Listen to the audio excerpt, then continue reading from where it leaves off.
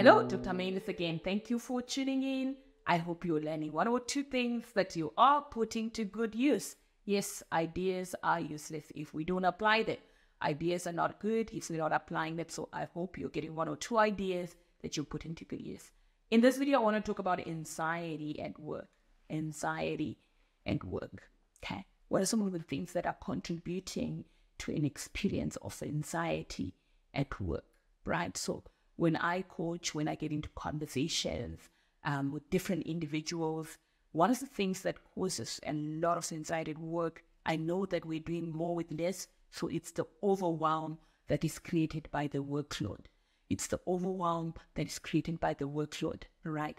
And if you recall in one of the videos earlier, I said we need to be able to manage our psychology or our emotions, that workload does not become mental load.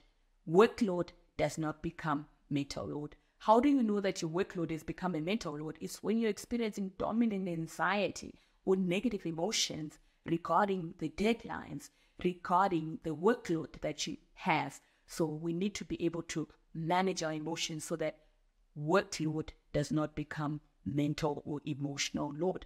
So that's one thing that's causing anxiety at work. Another thing that is causing anxiety at work is obviously the deadlines as well. Deadlines.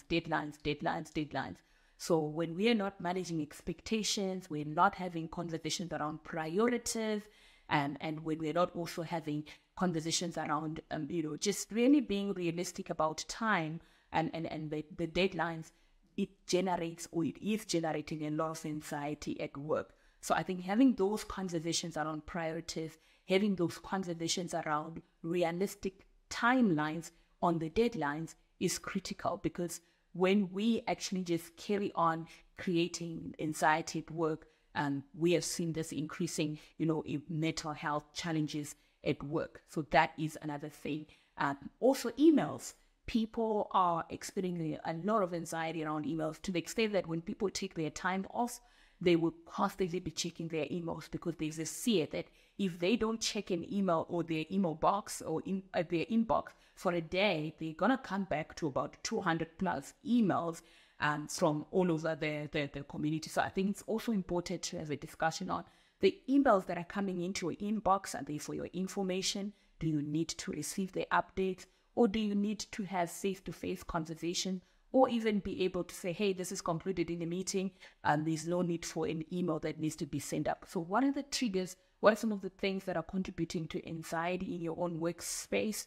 What are some of the things that you could start to do differently, or conversations you can start having so that we can reduce and diffuse anxiety at work? Who do you need to have a conversation with so that you can decrease the level of anxiety you may be experiencing? Thank you for tuning in.